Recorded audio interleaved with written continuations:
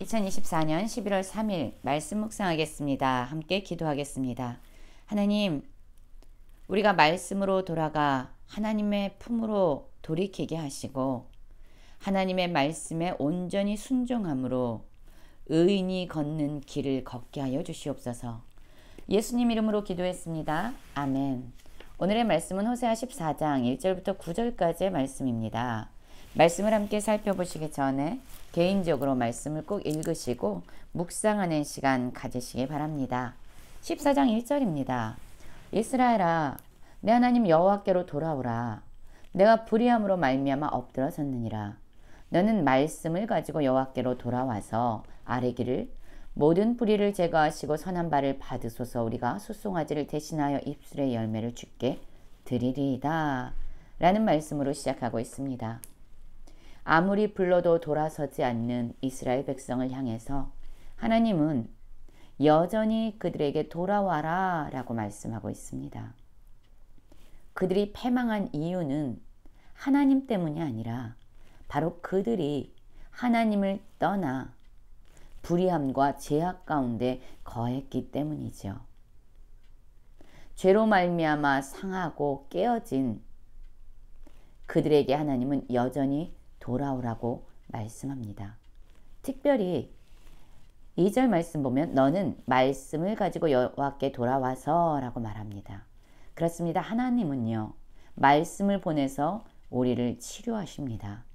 말씀을 보내서 우리의 죄악을 깨닫게 하십니다. 말씀을 보내서 하나님은 우리를 돌이키게 하십니다. 그래서 우리는 항상 말씀을 붙잡고 살아야 합니다. 말씀을 가지고 여호와께로 돌아가야 합니다. 그리고 하나님 앞에 어떠한 제사의 제물이 아니라 회개하는 가난한 심령으로 우리의 불의를 제거하시고 선한 바를 받으시는 그 하나님의 긍휼에 의지해서 하나님 앞에 겸손함으로 서야 합니다. 그들은 하나님께로 돌아가면 더 이상 그들이 붙잡고 있었던 우상을 멀리해야 되죠. 더 이상 그것이 아무 쓸모가 없구나를 깨닫고 그들은 사실은 하나님께 돌아간 것 아닙니까? 사실 그들은 고와 같은 자였습니다. 강대국을 의지하려고 아무리 빌부터 받자 우상을 숭배하면서 아무리 제사를 드려봤자 그들을 돌보고 그들을 구원할 우상도 강대국도 하나 없었습니다. 그들은 그저 버려지는 고아와 같은 자들이었어요. 그런데 이들이 하나님께 돌아서면 하나님은 그들을 외면하지 않으시고 그들을 거절하지 아니하시고 다시 긍휼을 베푸셔서 그들을 건져내십니다. 여러분, 이 말씀만 보아도 하나님의 긍휼과 하나님의 사랑이 얼마나 큰지 사실 우리의 생각으로는 가늠할 수 없지요. 우리는 정말로 말을 안 듣고 우리를 떠나고 배신하고 우리를 거절한 사람들, 그들이 다시 돌아오면 우리는 어떻게 반응합니까? 왜 너 필요할 때만 이제 다시 돌아오는 거야? 라고 우리는 그들이 돌아오면은요, 오히려 외면하고 거절할 수 있습니다. 그러나 하나님은요, 하나님을 버리고 떠나간 백성일지라도 아무리 돌아서라고 외쳐도 듣지 않은 백성일지라도 그들이 하나님께로 돌아서기만 하면 다시 긍휼을 베푸시고 그들을 품에 안으시는 하나님이세요. 우리가 얼마나 큰 죄를 지었든 우리가 얼마나 오랜 기간 죄를 지었든 상관없이 하나님은 두 팔을 벌려 우리가 돌아가기만을 기다리시는 긍휼한 사랑이 넘치는 그런 하나님이십니다. 4절 보면 내가 그들의 반역을 고치고 기쁘게 그들을 사랑하리니 나의 진노가 그들에게서 떠났습니다. 그들이 돌아오기만 한다면 하나님은 여전히 그들을 고치시고 그들을 기쁘게 사랑하겠다라고 말씀하고 있어요. 사실 하나님의 진노의 목적은요, 그들을 파멸시키기 위한 것이 아니라 그들을 돌이키기 위한 것이었잖아요. 그러니까 이 진노가 목적을 이루게 되면, 즉 그들이 돌아오게 되면 더 이상 하나님은 진노하실 필요가 없지요. 돌아선 그들을 다시 사랑하고 다시 회복시키고 다시 치료하실 거라고 말씀하십니다. 내가 이스라엘에게 이슬과 같으리니 그가 백합화 같이 피겠고 레바논 백항목 같이 뿌리가 박힐 것이라. 그의 가지는 퍼지며 그의 아름다움은 감람나무 같고 그의 향기는 레바논 백항목 같으리니 그 그늘 아래 거주하는 자가 돌아올지라. 그들은 곡식같이 풍성할 것이며 포도나무같이 꽃을 필 것이며 그 향기는 레바논의 포도주같이 되리라 라고 말씀합니다. 그렇습니다. 하나님은요, 이스라엘 백성을 다시 회복시키시는 분입니다.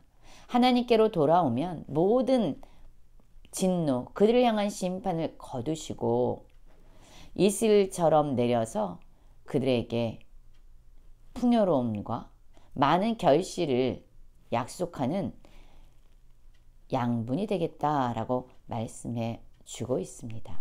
하나님으로 말미암아 그들은 풍성해지고 아름다워지고 많은 결실을 맺을 것이기 때문에 그들에게 더 이상 우상은요, 아무 필요가 없는 존재가 되는 것이죠. 여러분, 하나님이 이슬과 같이 우리의 삶을 다시 생명력 있게 회복시키시는 분입니다. 여러분, 우리가 많은 죄를 짓고 하나님을 떠나 오랜 기간 머물렀을지라도 우리가 다시 하나님께로 돌이키면 하나님은요, 회복시키지 못할 것이 없는, 치료하지 못할 것이 없는 그러한 분이세요. 완전한 소생과 완전한 회복을 우리에게 말씀해 주는 분이에요. 그래서 이 이스라엘 백성들은요, 하나님께 돌아와서 나는 푸른 잣나무 같으니 내가 나로 말미암아 열매를 얻으리라. 하나님으로 말미암아 열매를 맺는 그러한 삶을 살아가게 되는 거죠. 우리의 힘으로 우리의 능력으로 열심히 뭔가를 모으는 것 역시 축복은 아닙니다.